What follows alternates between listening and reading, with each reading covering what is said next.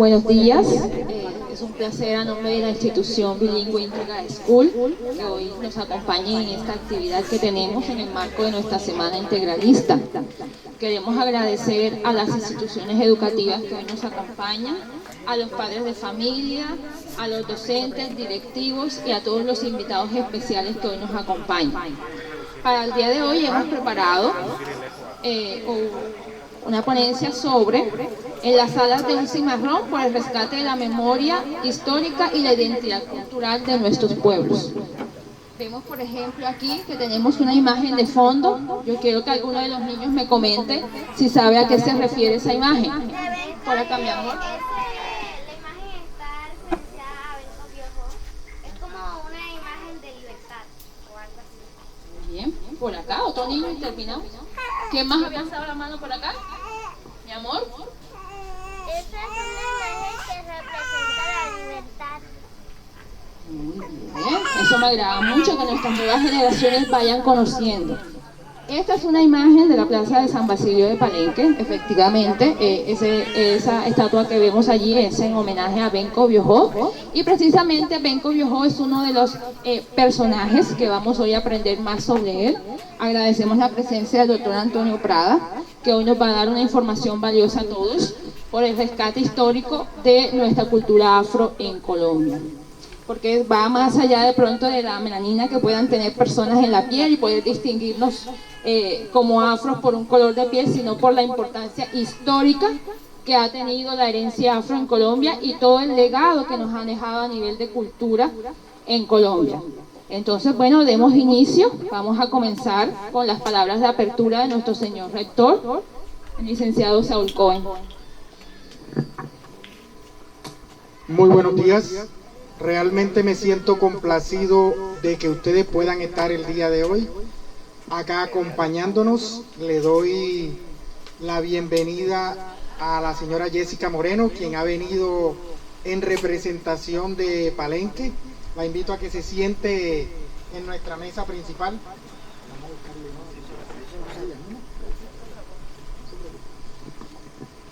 En representación de Palenque estaba programado la venida del señor Nicasio, pero él no ha podido llegar y ha enviado a la señora Jessica en su representación. Nos complace también la presencia aquí de una persona que la mayor parte de nosotros conocemos. Es una persona que se ha destacado en Arjona y en todo Bolívar por el rescate de la memoria histórica y de la identidad de los pueblos, que a quienes la hemos conocido nos ha transmitido esa voluntad, esas ganas, ese sentimiento de sentirse orgulloso de lo que somos, de esta colcha de retazos que somos el hombre y la mujer caribeños y que nos hace lo que somos hoy, la riqueza que tenemos. Esa persona es Holiday Silva, quien, démosle un aplauso, quien es miembro de la pastoral afro en Colombia, es decir, a nivel nacional. Es una persona con amplio conocimiento. Por su humildad no ha querido estar en la mesa principal, pero nos ha acompañado aquí y nos honra con su presencia. Le doy también la bienvenida al licenciado Álvaro Anillo, quien es miembro de la Academia de Historia de Arjona. Hoy nos acompaña. Nos acompaña también en la mesa principal la doctora Leslie, nuestra querida psicóloga de Integral School.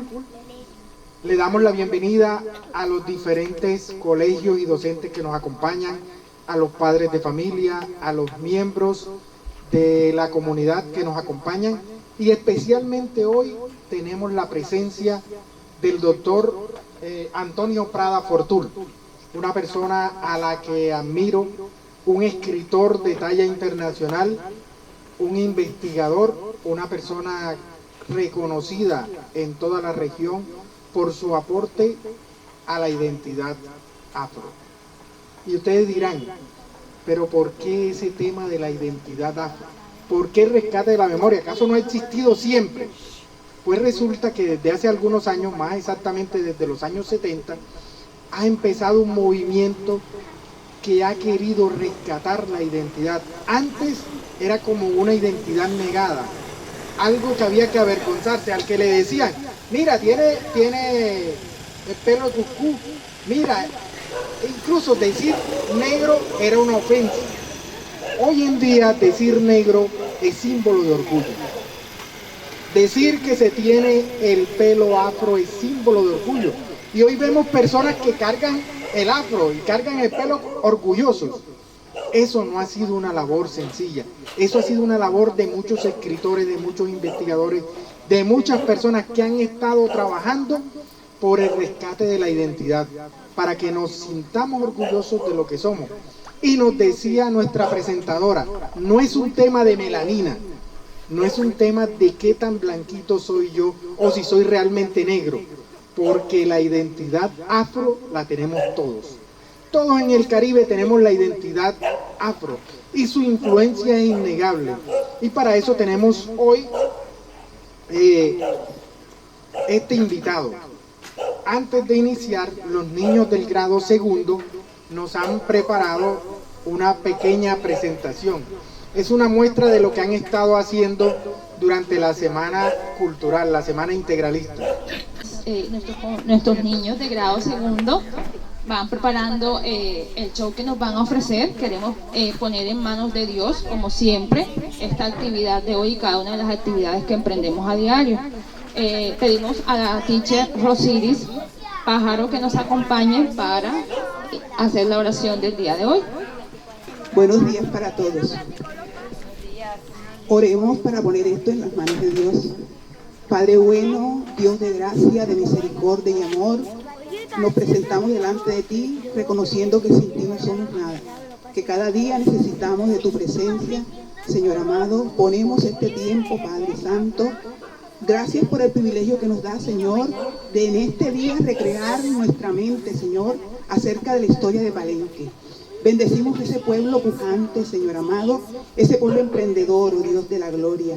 Padre, nos abandonamos en tus manos, creyendo y confiando de que tú estás en este lugar. En el nombre de Jesús, amén. Muy buenos días. Buenos días. Un saludo muy cordial y mi agradecimiento para el doctor Saúl Cohen, el doctor Álvaro, la doctora Leslie, para la doctora Jessica. A todos ustedes mis agradecimientos por el honor que me han conferido a poder compartir con ustedes todo lo relacionado con el cimarronaje, con los afrodescendientes, o sea, los descendientes africanos y los africanos de nación que trajeron aquí como esclavizados a bordo de los galeones. Vamos a hablar de dos personajes que marcaron un hito en la lucha reivindicativa, libertaria y emancipadora en América. No solamente fue aquí en esta región de los Montes María donde desarrollaron sus gestas históricas, sino que en la lucha de estos personajes marcó un hito en todo este continente y en el mundo. Vamos a referirnos inicialmente a las razones que generaron el cimarronaje. ¿Por qué del cimarronaje? Los africanos que trajeron aquí como esclavizados a bordo de los galeones en unas condiciones infrahumanas. Ellos cuando los trajeron, que los pusieron en estos sitios de confinamiento laboral obligatorio, confinamiento laboral forzado, es decir, en estado de esclavitud. Ellos lo primero que hicieron fue fugarse, porque la libertad para el africano de nación tiene unas connotaciones diferentes. Pues fueron personas drenadas de un continente al cual le extrajeron sus más valiosos recursos vivos. Los seres humanos los secuestraron para traerlos aquí, reitero, a bordo de unos galeones, para ser esclavizados, donde recibían como esclavizados unos castigos inhumanos. Los castigos no solamente era la flagelación, cuando los azotaban, sino también que entre los castigos le boteaban un pie, los emasculaban, les quitaban las orejas, pero había un castigo que era mucho más horroroso, que era que le introducían en el ano explosivo y después explotaban eso y tenían una muerte dolorosa, una muerte horrible. Todo ese sistema de castigo, porque era lo que tenían los españoles, en nuestro caso, los españoles contra los africanos que habían traído aquí para esclavizarlos. Esto obviamente generó la rebeldía que se convirtió en cimarronaje, y ellos se confinaban en los montes en un estado de resistencia para luchar no solamente contra la geografía agreste, donde fundaban poblaciones, asentamientos tribales. En nuestro caso hubo muchos, Palenque, Mariana, Ñanguma, etc. Hubo muchos. El único que logró sobrevivir con su cultura, sus usos y costumbres fue San Basilio de Palenque.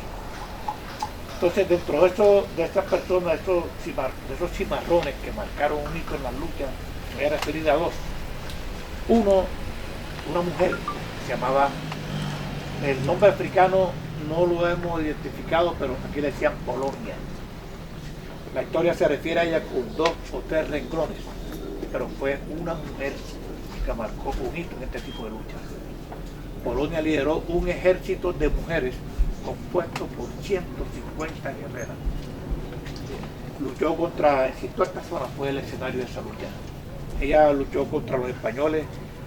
El ejército que ella formó era mujeres daomeyanas de Benín, o sea que las mujeres mandé, de la etnia mandinga, Fomba, Yoruba, de las diferentes etnias africanas, pero que las mujeres tenían, al igual que los hombres, una formación bélica. La labor de las mujeres en los asentamientos tribales africanos no se circunscribía a la labor de una aldeana que se dedicaba a hilar el arroz, a cocinar, a levantar un hogar, sino que eran iniciadas, como vivían en un entorno agreste, la enseñaban a luchar, enseñaban otras cosas. Eso se llama una iniciación en los misterios menores. Entonces, todas las mujeres africanas que vinieron aquí, mujeres y hombres, eran iniciados en ese tipo de cosas. Se llamaban los misterios menores y los misterios mayores, ¿sí? donde adiestraban a las personas que iban a iniciarse en la lucha, en el trabajo cotidiano, en la defensa, en la medicina, incluso la formación de un médico africano, eso que despectivamente le llamamos los brujos de la aldea. Esa formación duraba 14 años, enseñándole el uso de una hoja, de una planta, de la ralladura de una corteza, de una raíz. Sí, esa es una formación minuciosa que tenían los africanos, pero la visión que nos dejaron los españoles era que los africanos eran personas que no solamente servían para trabajar en labores de esclavización. Pues bien, esta muchacha o esta mujer, a quien los africanos le pusieron Polonia. Muchos dicen que el nombre original era Wanga, pero aquí los africanos dijeron que los españoles la bautizaron como Polonia, y es el registro que tiene la historia.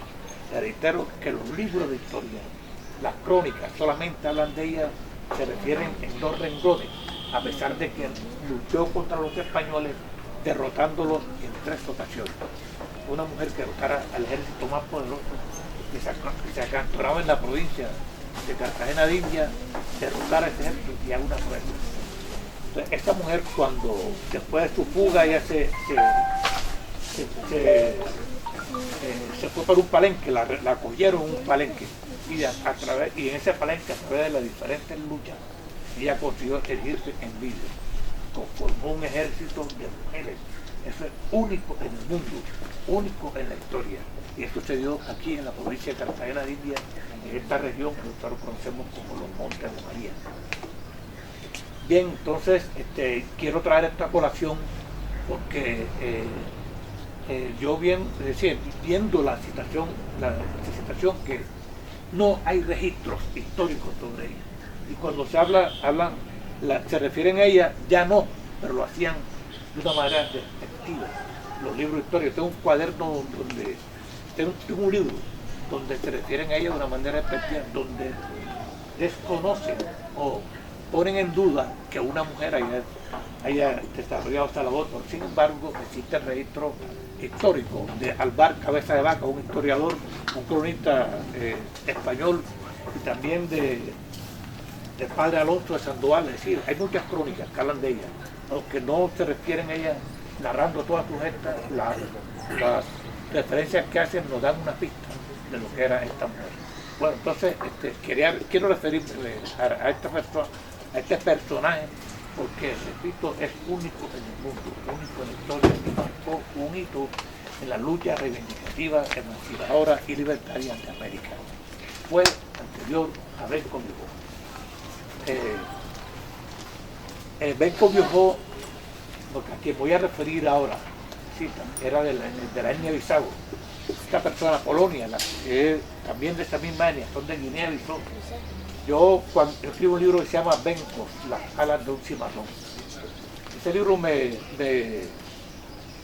obligó a mí a conocer la oriundez de una persona como Benco Viejo. Y de esa misma oriundez, de esa misma región, era Polonia. Yo estuve ya conociendo los usos y costumbres, cómo eran allá. Cómo viven en esa aldea. Son unas aldeas palacíticas, generalmente vienen de la agricultura, la ganadería y la pesca. La pesca con mayor intensidad porque es una región lacustre. La mayoría de las casas son palacíticas. Bueno, en esa zona nació Benco Viejo. No, infortunadamente fue imposible, porque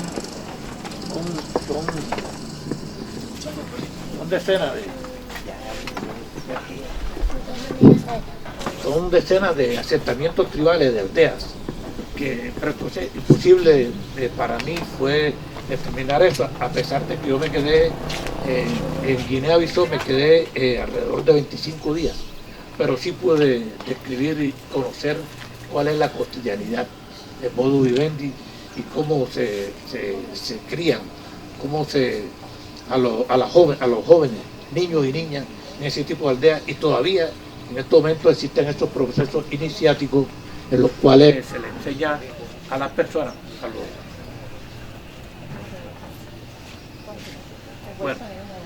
en los cuales se le enseña a las personas el manejo cotidiano de la vida.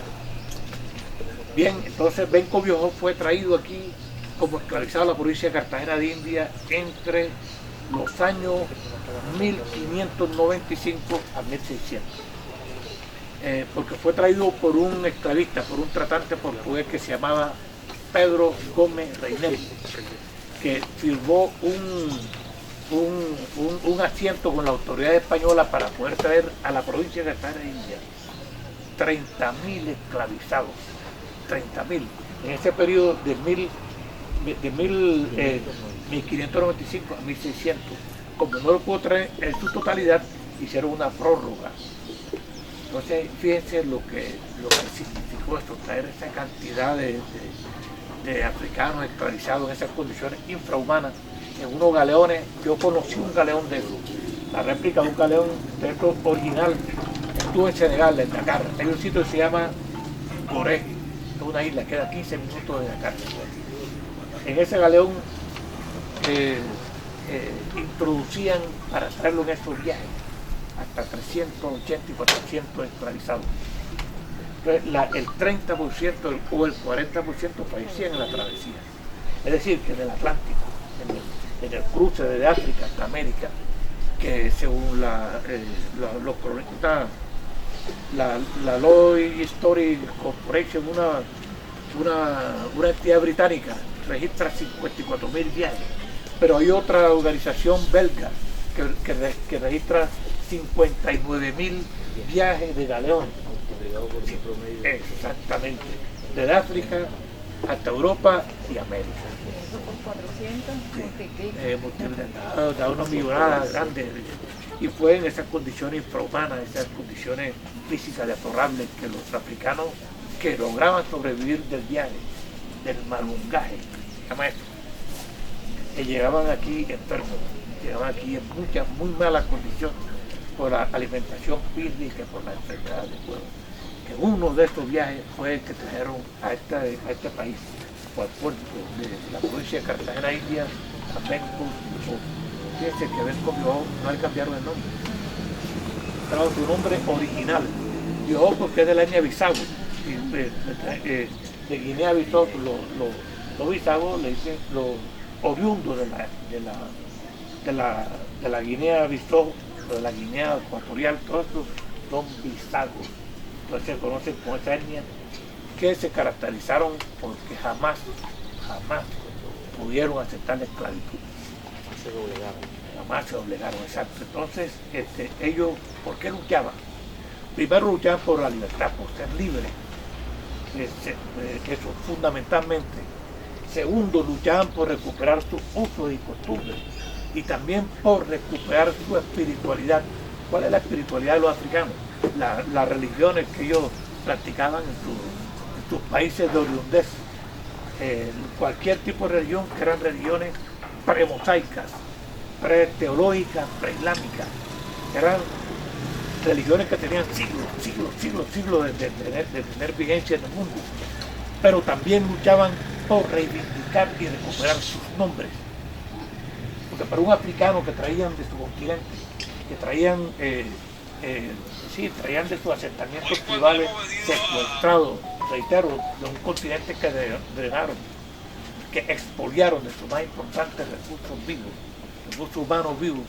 Si ellos venían aquí, le decían, hombre, tu nombre no es este, tu nombre es Pepe, Felipe, Luis. Eso, el africano no significa nada, porque el nombre para el africano tiene unas connotaciones sensoriales, espirituales, personales, históricas, ancestrales.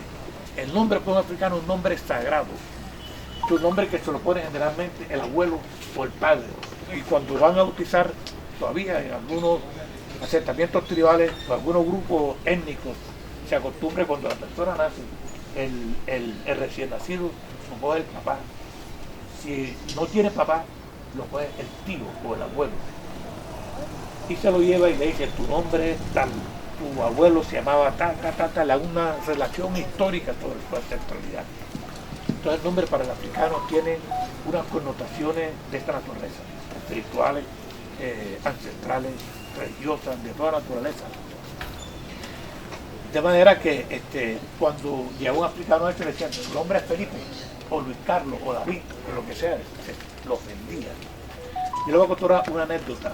Hay un escritor que se llama Alex Haley, y un libro que se llama Raíces. En ese libro el personaje es un africano de Ghana que se llamaba Kunta Kinte. Cuando él lo esclavizan, que solía para una plantación, le dicen, tu nombre es Toby, y le dice, no, tu nombre es Kunta, no, Toby, no, Kunta. Entonces lo amarran a un poste en el centro de la plantación y comienzan a darle a latigazos. Tu nombre es Toby, no, Kunta. Hasta que llega un momento que de tanto darle latigazos, tanto dolor y sufrimiento, dice, sí, Toby. Entonces esto nos muestra la importancia que tiene para el africano su nombre. El libro más reciente que yo escribí se llama Canú. Canú significa el hijo de la selva profunda. O sea que los nombres africanos no son fortuitos, son producto de la articulación de la naturaleza con la... perdón, ¿me están escuchando bien? Que son nombres que tienen su significado. Son nombres que están entrelazados con la vida, con la naturaleza, es decir, con todo. Entonces ven con Biojó cuando fue traído aquí, actualizado, y tuvo varios intentos de fuga, hasta que logró fugarse, y cuando se fugó fue conformando unos grupos para hacer un asentamiento tribal donde vivir muy bien en África. La naturaleza era igual, los olores del campo, los pájaros, todo era similar a sus tierras oriundesas, tierras africanas. Entonces ellos construyeron sus palenques en unos sitios remotos, difíciles de acceso. Que eso era gracias. Que eso, en estos sitios el acceso de los españoles iba a ser muy difícil y tenían unas condiciones favorables para ellos para defenderse. Entonces ahí construyeron los palenques y construyeron los palenques con una finalidad. En ese palenque ellos iban a practicar su espiritualidad, su costumbre, su cultura, su parte lúdica, sus danzas. La danza para el africano tiene un significado sensorial. Quiero detenerme aquí, porque las danzas que se hacen en los diferentes poblaciones del Pacífico, de aquí del Caribe, tienen un gran significado. si la danza fúnebre, hay una danza fúnebre que se hace en Palenque que se llama Lumbalú, es de oriunde Bantú, entre otras cosas. Aquí vinieron Yoruba, Fon, Bantú, Mandinga, Mandé, Ewe, Wolof, y la mayoría de los africanos que trajeron aquí como esclavizados fueron de esa etnia, fueron Bantú. Creo que un 35% de la etnia que trajeron aquí a nuestro continente, específicamente a Cartagena de Indias, fueron los Bantú. Entonces la danza tiene unas connotaciones sacrales, espirituales, diferentes. Cualquier danza que se haga tiene un propósito, un objeto. Ellos van a danzar, ¿cierto? Bueno, entonces va a tener un simbolismo. Ellos en el momento de pronto no van a poder darle lectura a esa danza. Pero fíjense que en Palenque la danza fúnebre, que se llama Lumbalú, el objeto es guiar a las almas a que se reúnan con sus ancestros. Fíjense, la danza no es una danza alegre. La gente canta y baila de una manera aparentemente vertiginosa y alegre, pero no es así. Es una danza triste, porque es una danza que tiene como finalidad, de acuerdo a los usos y costumbres, de guiar a las almas al alma del fallecido a que se reúna con los ancestros en el valle donde ellos moran. Entonces no es fortuito. La gente dice, se muere una persona y están bailando, están cantando. No es eso, sino que tiene un significado, una finalidad. La danza para el africano es una cuestión sacral, una cuestión sagrada. Inclusive hay un tipo de danzas que se hacen en la tierra. Ya naturalmente esto era en los tiempos de la antigua civilización africana, ya no se hace eso, pero no se interpretan.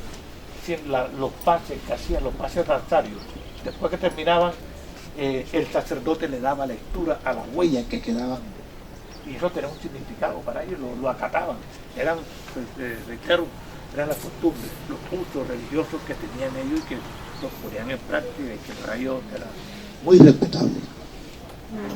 Entonces, esto es para el africano, porque el africano no concibe la vida sin esa parte aparentemente lúdica, aparentemente alegre, pero tiene una sacralidad que tiene una gran importancia para el funcionamiento social, el funcionamiento doméstico de todos estos asentamientos tribales. Entonces Benco Viejo, cuando se fuga, comienza a fundar su pueblo y es acosado por las autoridades. Y comienza la lucha de Benco Viejo, una lucha que duró 21 años exactamente, desde el año 1600 hasta 1621, que es cuando lo asesinan.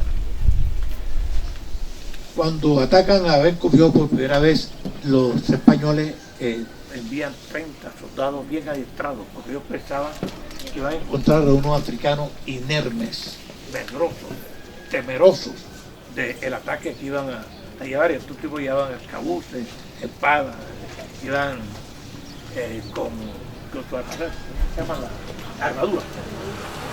Perros, exacto. Llevaban perros adiestrados. Adiestraban a los perros para que devoraran las vísceras de los africanos. O sea, los perros atacaban a los africanos y le encaminaban hacia el cuello y después se le comían, devoraban las vísceras. Eran perros especialmente adiestrados para eso.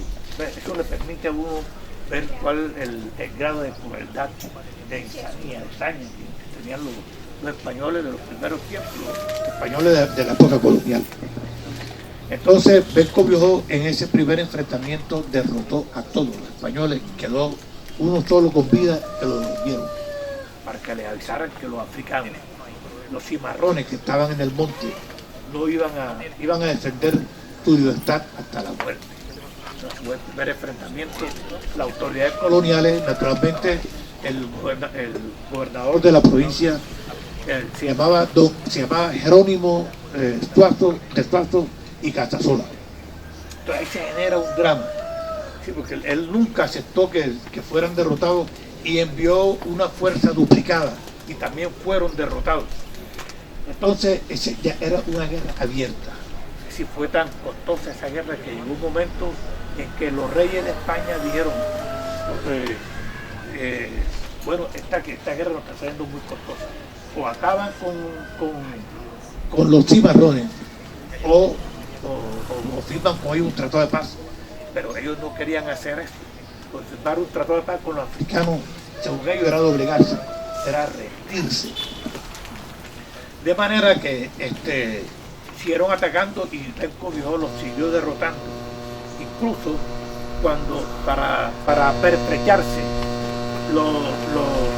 el ejército de Benco Viejo atacaba a las haciendas. Entonces ellos se podían el ganado, liberaban a los esclavizados y cogían todos los elementos que necesitaban para el poblado. Y ellos decían que eso no era un robo, que no era un asalto para perjudicar a los españoles, sino era reivindicar el trabajo irredento de tantos africanos esclavizados, los que no que pagaron con su vida trabajando hasta morir. Entonces ellos consideraban que era una manera de reivindicar el trabajo irredento de estos africanos. Entonces era la manera como ellos se reforzaban, conseguían más armas, conseguían ganado para repoblar todas las aldeas. Y así fue como Benco Viejo comenzó su lucha. Benco Viejo tuvo varios hijos. Entre ellos estuvo estando Orica, Olele, bueno, varios hijos, pero tuvo una hembra que se llamaba Orica. Cuando ellos fundan los primeros palenques, tienen una norma de convivencia, una especie de constitución. Ellos establecen que, por ejemplo, las mujeres de la aldea, las mujeres del palenque, no podían tener ningún tipo de relación con los españoles, que era la contraparte. Y incluso ni los hombres de la aldea podían tener relaciones con ninguna española, sí, porque lo consideraban sus enemigos, y que generalmente el resultado de este tipo de populación, este tipo de unión, traía como consecuencia enfermedades mortales para los africanos, enfermedades que trajeron los españoles. La hija de Benco Viejo se enamora de un español. Cuando el español se la lleva, fue un prisionero español que llevaron al palenque. Sí, entonces el español fula con ella y se la lleva, se fugan por la ayuda de ella. Cuando los capturan, sí, el rey Benco Viejo, que era el jefe o el rey del palenque y de varios palenques, porque Benco Viejo no solamente fundó ese palenque, sino varios. Entonces, él con la captura, pero ella había violado la ley, había infringido las normas de convivencia que ellos mismos habían redactado. Es decir, no permitir que ningún español, ningún europeo entrara en ella, copulara con ella. Entonces, como era su hija, había que hacerle un juicio. Y eso solamente, el juicio tenía, el castigo era la muerte. Entonces, cuando la gente le pedía, estamos hablando de una situación que acaeció hace 400 y tantos años, pero que todavía en el imaginario colectivo existe esa tradición y diferentes leyendas alrededor de ese acontecimiento. Las personas en la aldea le pedían a Benco Viejo que la perdonara, que no aplicara el castigo, y la respuesta de él fue que si él no castigaba con rigor esa infracción, ya no tenía autoridad para poder aplicarle la ley a otra persona que le infringiera. Total, que decreta la muerte de su propia hija. Eso me imagino que la tragedia, eso a nivel familiar generó. De manera que a Orica, que era el nombre, yo escribí un libro que se llama Orica, la gacela de la madrugada. Habla sobre ese tema, sobre el juicio Orica y todos los prolegómenos de esa historia. Entonces, esta muchacha, hija de Benco Viejo, fue condenada a muerte. Había diferentes maneras de aplicar el castigo, de tratamiento. Sí, matarla con una lanza, matarla con una flecha, o envenenarla. La envenenaron. Esta fue la muerte de Orica, y es una cuestión tan sufrida, tan bonita, que vale la pena yo me comprometo, va a salir una edición de ese libro, me comprometo a traerme ese libro aquí. Si yo he escrito 6 libros, me va a traer todos. Y le anuncio que va a salir un libro que se llama Polonia, un alma cimarrona, donde hablo sobre este personaje que les mencioné ahora, esta mujer que lideró un ejército de 150 mujeres antes de Benko. Eso es una cuestión que la historia apenas lo registra con 2 o 3 renglones. Yo pienso que para sanarnos espiritualmente nosotros debemos conocer todo lo que hicieron nuestros ancestros africanos para que nosotros hoy estemos aquí. Todo esto es producto de la lucha de estos antepasados nuestros, Benko Biojó, Orica, Wiwa, Wanga, Polonia, aquí una cantidad de personajes que marcaron un hito en la historia de nuestros pueblos, pero que la historia infortunadamente no lo registra los que eran africanos de nación, o eran hijos de africanos, o nietos de africanos, o descendientes de africanos. Y entonces me comprometo a traerles un ejemplar de cada libro. Si la condición son propicias, hacemos la presentación del libro emergente.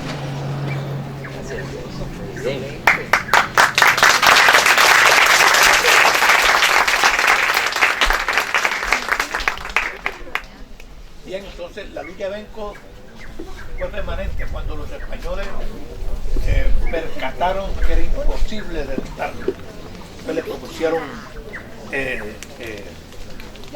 pactar un tratado de paz, un acuerdo en que cesaran las hostilidades tanto de los españoles hacia los africanos como de los cimarrones africanos a los españoles. Entonces hicieron ese tratado de paz un 5 de julio del año 1605. Y no firmaron, acordaron ese tratado de paz, que inclusive fue ratificado por la corona española. No fue una cosa que murió ahí en un pacto que hicieron el gobernador de la provincia de Cartagena India con la autoridad de los cimarrones. Eso no fue, solo la misma corona española aceptó ese pacto. Bueno, ya habiendo cesado las hostilidades, Benko Biojó entraba a la provincia de Cartagena India, hasta que un día lo capturaron, le pusieron una emboscada, lo capturaron y lo asesinaron. Esto fue 16 de marzo de 1621. Cuando captura a Benko Biojó, a él el cuerpo lo despedazan en 16 partes, o sea que fue una cosa horrible la muerte como que le aplicaron. Si desplazaron el cuerpo a punta de hacha en 16 partes, lo pusieron en diferentes sitios de la ciudad, pero los españoles dijeron que no, nosotros primero lo ahorcamos y después lo fuimos descuartizando. Es decir, la manera como narran eso de una manera tan ofensiva, tan cruel, tan ofensiva. Eso lo narra Fray Pedro Luis y también Alvar Cabeza de Vaca. Narran la muerte de Benko Biojó, porque uno de los que participó en ese desmembramiento que hicieron. Bueno, adelante. Ok, gracias. Uno de los que participaron en ese desmembramiento era de apellido, un portugués de apellido Oliveira.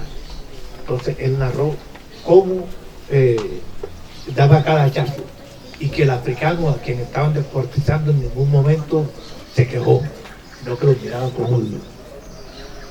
Entonces eso fue tan difícil para mí, que yo estaba habituado a matar gente, que cuando comencé a descuartizar a ese africano tuve que irme y dejar que con otros compañeros terminara la labor de desplazamiento de Benko Biojó. Así fue la muerte de él. Los españoles tratan de dicen que no, primero lo ahorcamos y después lo descuartizamos, pero es así sin pudor. Pero fue todo lo contrario. Es decir, no sucedió así, sino que simplemente lo desplazaron. Benko Biojó marcó un hito en la lucha reivindicativa de América y del mundo, porque fue el único esclavizado, el único africano traído como esclavizado a la provincia de Cartagena de India, a América, a Europa o cualquier parte del mundo, que logró doblegar a las autoridades, logró hacerlas rendirse y logró hacerlas firmar un pacto. Entonces la lucha de Benko Biojó fue esa, reivindicar tu espiritualidad, reivindicar tu libertad, tu nombre, es decir, en una situación en la cual lucharon, vivieron, murieron por tener un espacio donde el sol. Muchas gracias.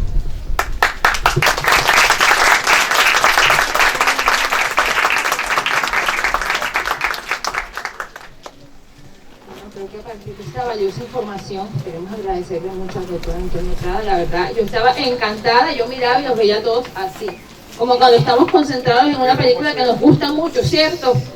Así que yo sé que cada uno de estos niños va a contar a sus padres y va a contar a sus amiguitos toda esta rica historia. Gracias, señor Antonio, por compartirnos esta información. Y yo creo que tenemos que empezar a mirar con otros ojos a Palenque, a toda la importancia histórica que ha tenido. Lamentablemente, pues de pronto la educación en Colombia, en nuestra región, a pesar de tener San Basilio de Palenque tan cerca, no se instruye en las instituciones educativas como debiera ser, referente pues a toda la importancia que Palenque representa. Por lo menos recuerdo que en mi época de colegio, pues sabíamos de Palenque, que era un pueblo de personas negritas, que allá se escuchaba la terapia criolla, que las palenqueras salían con la palangana a vender dulces, y que era un tema más exótico que la importancia cultural que representa la afrocolombianidad. Quiero también pues darle la palabra al señor Álvaro para los comentarios que también nos quiera hacer su aporte desde la Academia de Historia de Arjona. Gracias. Buenos días a todos. Mi nombre es Álvaro Anillo Brieva. Soy miembro fundador de la Academia de Historia de Arjona. Es un privilegio para Arjona, ahora que estamos visitando algunas academias en Colombia, que son de los pocos pueblos aquí en Bolívar, de pronto en la costa, que ya tiene su propia academia, pero que debemos aprovecharla, que debe ser una casa abierta para todos, principalmente para los estudiantes. Miren la charla que acabamos de escuchar hoy, donde aprendimos. Yo sé que teníamos la idea de que vengo yo ahí, así, pero no sabíamos quién era.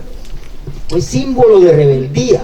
Él nunca se entregó, lo trajeron ya a un joven, ¿ya? Pero lo traen a la fuerza, esclavizado. Y al llegar acá, no se rindió. Fue símbolo de rebeldía, fíjense, eso lo aprendimos hoy. Pero fíjense cómo muere, porque se le sintió peso al ejército que él tenía. Cuentan que él alcanza a llegar, mi querido hermano, a las postrimerías y cerca a Cartagena, e inclusive daban golpes. ¿En qué sentido? Que cogían un barco que venía lleno de mercancía, de pronto iba en oro y lograban atracarlo y se lo llevaban, salían por el lado de Pasacaballo. Cuando ustedes van para María la Baja, que miren a la izquierda, ven unas montañas que se ven hacia el fondo. Esos son los montes de María.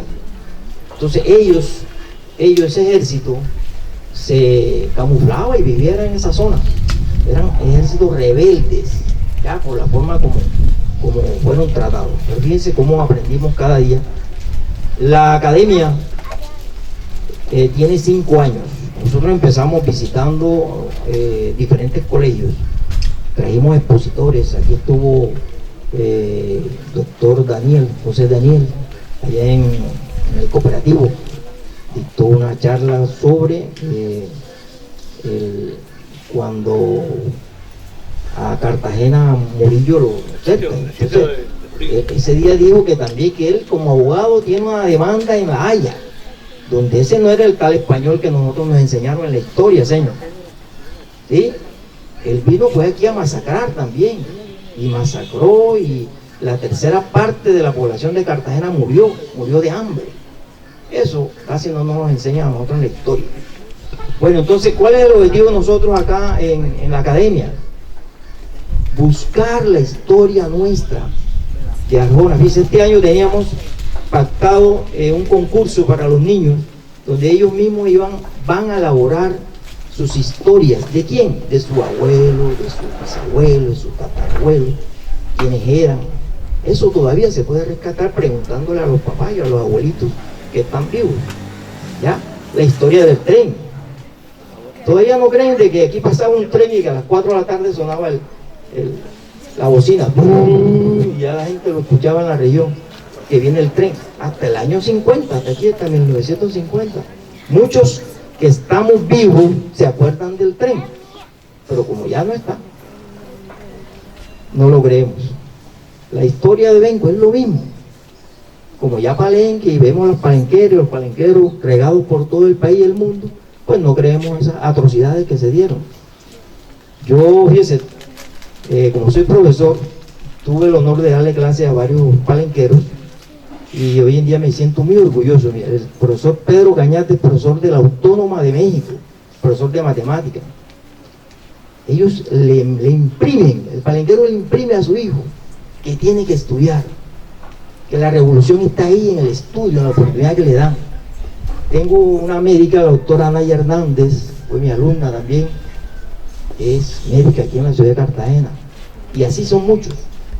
Tuve profesores míos también palenqueros, profesor Mosquera. Y entonces la invitación a ustedes, estudiantes, esa revolución que queremos, que quiere el papá, la mamá, es en el estudio, aprovechen. No todo el mundo tiene la oportunidad de escuchar una conferencia como la de hoy, grandísima. El hermano, nos tratamos de hermano, el hermano Antonio es conferencista ya internacional, ¿ya? La ha dictado aquí en Colombia, en varios países. Entonces, felicitaciones al colegio, la academia está a la orden para cualquier material, alguna investigación, a la orden, y gracias a ustedes por escuchar.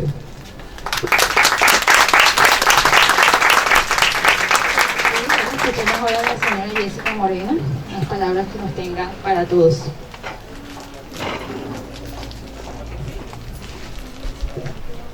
Muchas gracias a todos, agradecida con la institución educativa por esta invitación, pero bueno, quiero hacer una corrección sobre mi presentación para que todos sepan realmente cuál es mi papel.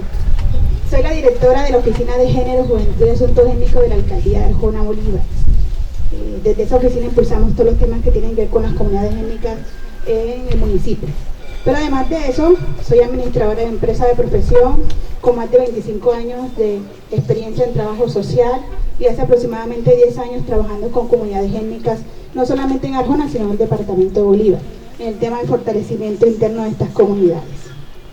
Hoy quiero hablarles, bueno, primero que todo, felicitar a la institución educativa porque estos escenarios son importantes. Es necesario crear una conciencia crítica desde nuestros niños, desde su formación, para darle la valía y ese reconocimiento e impulsos a estas comunidades que han marcado la historia de nuestro país, de nuestro continente. Eso es importante y de hecho invito a las demás instituciones a seguir en el camino. Estamos en un nuevo gobierno, si se pueden dar cuenta hoy, nuestra vicepresidenta es una mujer negra. Eso ya es motivo de seguir impulsando los cambios de inclusión social de esas poblaciones que han venido siendo golpeadas históricamente. Y si nos damos cuenta, hoy tenemos también una representación ante el Congreso de la República, como lo es Chadorina, que es la única palenquera que ha logrado llegar, a esa instancia del gobierno nacional. Y así muchos otros puntos que resaltar. Pero también, aparte de resaltar esa cultura o esa magia que encierra el pueblo de Palenque, quiero decirles que esa magia también hace parte de nuestro territorio. Y decirles también que el primer pueblo de Palenque ni siquiera fue en Palenque, fue en Rocha. En Rocha fue la primera población donde llegaron los palenqueros. Y de ahí salieron a Palenque, donde está el asentamiento hoy. Porque estaban muy cerca de la bahía, era muy fácil ser atacados por los pueblos españoles, pero estamos reconstruyendo esa magia de las comunidades étnicas desde la responsabilidad como lideresa en el sentido de trabajar por todas esas poblaciones vulnerables. Creo que es importante que nosotros desde nuestro mismo territorio le demos ese reconocimiento, ese impulso a estas comunidades. Hoy quiero contarles que Arjona cuenta con 4 corregimientos y en esos 4 corregimientos hay asentamiento de comunidades étnicas. Hay 5 consejos comunitarios afrocolombianos y 5 cabildos indígenas. O sea, tenemos una riqueza pluricultural importante, y eso es de resaltar. Invitar que desde las instituciones educativas comencemos y aportemos cada uno en la reconstrucción de esa memoria histórica de nuestro territorio, que también puede ser un punto de partida para aportar en ese impulso que estos pueblos necesitan. Nosotros hoy, por ejemplo, ¿quién de ustedes sabían que en Puerto Baile estaba Puerto Hormiga, donde llegaban los españoles y los esclavos? Ese es un punto que hay que rescatar, esa cultura que hay que rescatar. Se está trabajando en eso, junto con los líderes comunitarios de estas comunidades, trabajando por el rescate de esa memoria histórica en nuestro territorio, porque sabemos que tenemos una riqueza invaluable y que muchos de nuestros estudiantes no lo conocen. Y esa es una responsabilidad que no solamente es del ente territorial y gubernamentales a nivel nacional y departamental, sino también del mismo pueblo como tal. A veces en el mismo territorio no conocemos qué tan ricos somos en esa pluriculturalidad, y realmente a eso debemos apuntar. Que a pesar de que la educación debe ser integral, el enfoque diferencial hay que comenzarlo a impulsar en las instituciones educativas. Y ya muchas de estas instituciones tienen ya la certificación para ser etnoeducativa. Roche y Puerto Valle ya tienen esa certificación, se está trabajando para poder ese capítulo poder ingresarlo y esas instituciones educativas volverlas etnoeducativas, para seguir trabajando en el impulso de estas comunidades. Y es precisamente estos escenarios que nos permiten desde las instituciones educativas darle ese reconocimiento a esas poblaciones que por años han sido golpeadas, pero que nosotros, en lo que nos compete cada uno del papel que cumplimos en la sociedad, es responsabilidad de poder aportar para la transformación social e integral de esas comunidades. Son muchas cosas, realmente resalto mucho y agradezco mucho esta invitación. Me siento muy honrada de estar en la mesa principal con eminencias como esta, porque la verdad es importante compartirle a nuestros niños. Yo considero que desde la educación es donde se debe comenzar a fomentar esa conciencia sobre la valía de estos pueblos. Y seguir en el trabajo, porque eso es un tema de lucha, que no termina ni comenzó hoy. No comenzó hoy, pero tampoco termina hoy. Apenas vamos en un camino que es bastante largo. Y creo que si entre todos nos ponemos a trabajar juntos, lograremos darle la reivindicación real a estos pueblos que realmente lo necesitan. Y obviamente desde la institucionalidad que también represento, como es la alcaldía de Arjona, esta es una de las primeras alcaldías en crear una oficina de asuntos étnicos en el departamento de Bolívar, ya con casi 8 años de estar constituida en temas de impulso de estas comunidades, porque nosotros tenemos una riqueza en nuestro territorio que hay que dar a conocer. Primero, dentro de nuestro propio territorio, que inclusive hay gente de nuestro municipio que ni siquiera sabe que hay pueblos afro indígenas y negros en él, y no reconocen esa valía que tenemos. Eso es lo primero. Desde casa tenemos que comenzar a impulsar esas iniciativas que permitan darle reconocimiento, pero también demostrarle al mundo cuán ricos somos en esos territorios. Y obviamente sumar esa magia que en Palenque hoy tiene un reconocimiento no solamente nacional, sino internacional. Y eso es de celebrar, y pido un aplauso por la institución educativa, porque este escenario es importante, lo sigamos impulsando. Y invitar a las demás instituciones que también lo hagan. Y ponerme a disposición de ustedes con todo lo que necesiten. Desde esta oficina no solamente trabajamos el tema de asuntos étnicos, sino también el tema de jóvenes, mujeres, comunidades vulnerables, para seguir impulsando todos estos escenarios que son importantes. Hay que seguir trabajando de la mano, donde, como lo dicen nuestros objetivos de desarrollo sostenible del Instituto 17, hay que hacer alianzas estratégicas entre lo público y lo privado, la sociedad civil, para poder lograr un consenso real, y es el impulso de las poblaciones que realmente lo necesitan. Muchas gracias.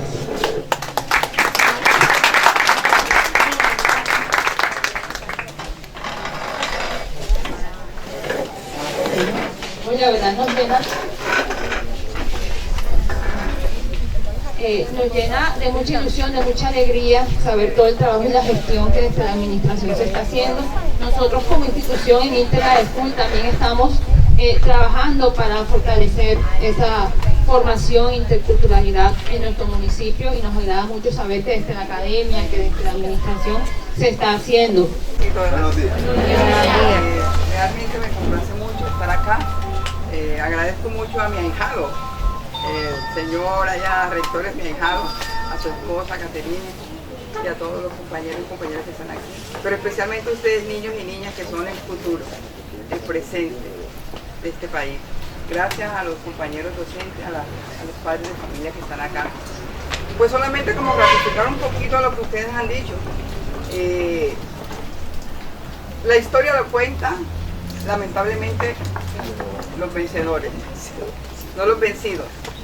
Lamentablemente la historia que tenemos en nuestras instituciones no son escritas por la gente pobre, por los negros, por los indígenas, vienen escritas por la gente de otros lados.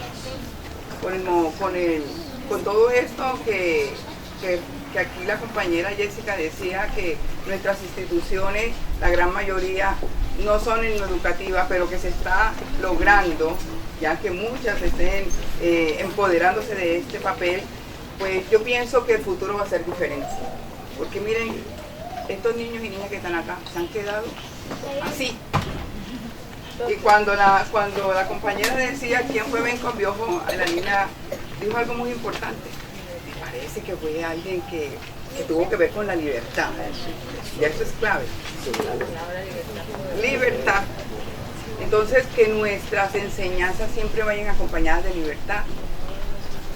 Que no nos dé pena sentirnos orgullosos y orgullosas de decir, por esta piel hay un mestizaje grande. Y yo traigo a colación una consigna que nuestro padre Lauro nos dice, porque él, siendo italiano, se enraizó en esta historia también arjonera y ha luchado también por construir o reconstruir la identidad.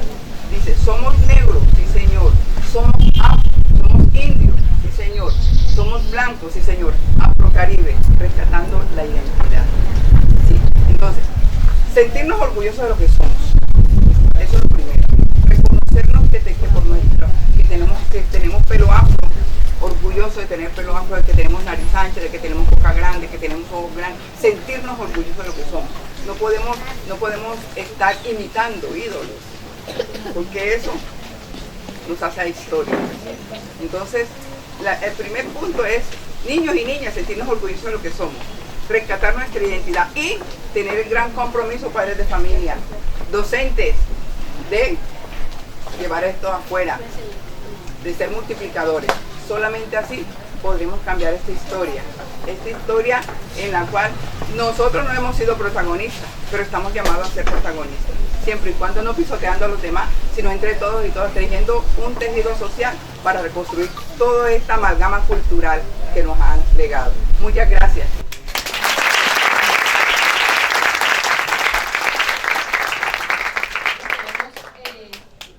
Que el público se exprese, que el público manifieste. Tenemos aquí unas personas conocedoras, expertas en el tema, y digamos, saquemos el jugo. Entonces vamos a sacarle el jugo a estas personas, aprovechemos que las tenemos aquí, niños, padres, docentes. Si alguno quiere hacer alguna pregunta, quiere hacer algún comentario, este es el espacio abierto para que el público se manifieste. Me levanta la mano, por favor, y yo me dirijo hasta allá con el micrófono. Voy para acá.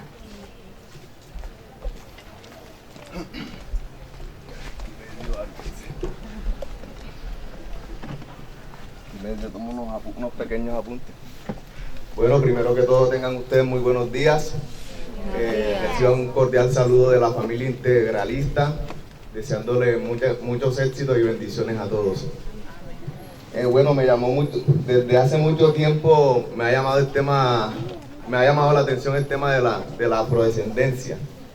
Y la verdad que interiorizarlo o navegar en ese bello mundo nos hace conocer diversas culturas. Y el compañero Antonio Prada Fortún, de alguna forma, remueve esa cultura, las etnias y todo lo que puede trascender por medio de ella. A decir verdad, el afrocolombianismo, por decirlo de alguna manera chévere, el afrocolombianismo son los colombianos descendientes del África, ¿cierto? Y ellos nos han transmitido desde sus músicas, desde sus ritos, desde sus dioses. Y digamos que Colombia, por ser un país pluriétnico y pluricultural, ha encontrado en todas las regiones del país una mezcla de bacanidad, por decirlo así. Y los costeños tenemos ese privilegio de ser costeños y ser bien chéveres. Hay un dato que arrojó el DANE, somos 51.6 millones de habitantes ¿Y saben cuántos son afrodescendientes? Son 10 millones de afrodescendientes que tenemos. Y la fuerza laboral ni se diga. El 68% trabaja como obrero o empleado. El 26% son obreros o empleados del gobierno. Y el 3% en el empleo doméstico. Todo esto lleva a cuestionarnos y a interiorizarnos y replantearnos y decir, todavía seguimos en la época feudal, todavía seguimos en la Edad Media, todavía vivimos en esa segmentación de clases sociales. Entonces creo que estos espacios son importantes para nosotros como docentes, para los estudiantes, porque de alguna forma nos muestra una cosmovisión del mundo africano, y de verdad que interiorizarnos y penetrar en este bello mundo de la afrodescendencia, es algo que podemos transmitir de generación en generación. Muchas gracias. Nuestros niños quieren rendir un tributo a nuestra herencia afro, por eso demos paso a nuestros niños de segundo grado que nos van a deleitar con una presentación artística. Así que, niños, adelante.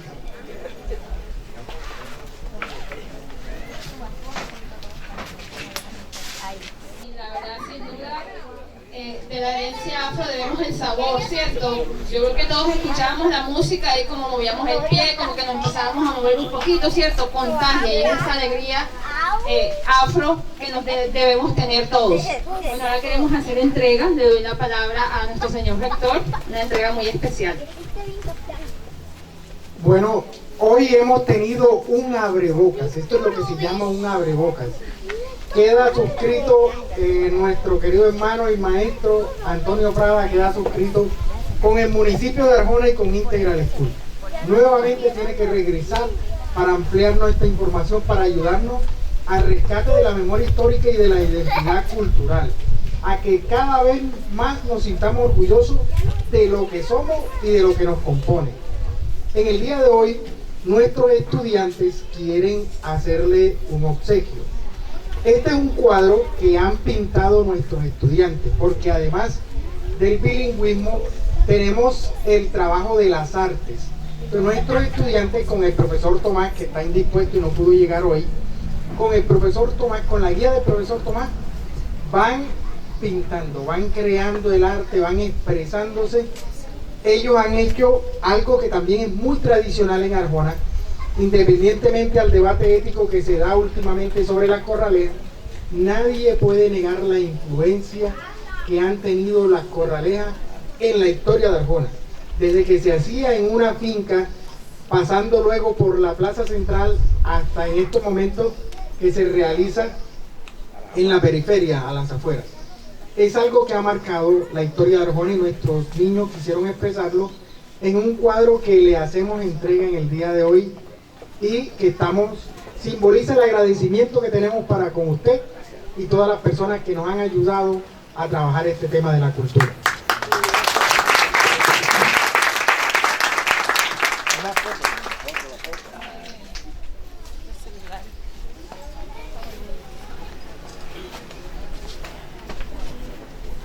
Cuadro bonito, que hay talento. Queremos decirle que el sábado, después de la caminata, tendremos la exposición de todos los cuadros que han pintado los niños. Estarán en el patio de nuestra institución y allí verán el talento que tienen nuestros niños. Muchas gracias.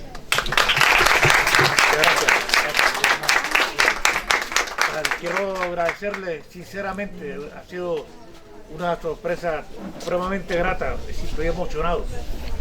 No solamente por el obsequio que me honra y le agradezco altamente, sino por el talento que yo veo reflejado en esta pintura, en este cuadro. Está resumiendo parte de una cultura que, a pesar de que ha sido una cultura impuesta, sí, forma parte de un acontecer folclórico, lúdico, musical inclusive, de nuestra región. Quiero reiterarle, quiero decirle que estoy agradecido, realmente agradecido. Quiero contestarle al compañero, quiero decirle algo. Infortunadamente, ese tipo de situaciones obedece aunque se está superando, pero obedece a que nosotros siempre fuimos gobernados por una sociedad virreinal, una tradición virreinal que nos acostumbró, o que siempre tuvo la intención de tenernos como vasallos, de tenernos, es decir, una esclavitud mental, que solamente para poder salir de esa esclavitud es a través del conocimiento, porque en el conocimiento está el poder, la libertad, la reivindicación. Entonces, este tipo de conocimiento se refleja no solamente en la parte académica, sino en la parte artística. Las personas que pintaron esto, o la persona que hizo este cuadro, una persona que ha sido ungida por las divinidades.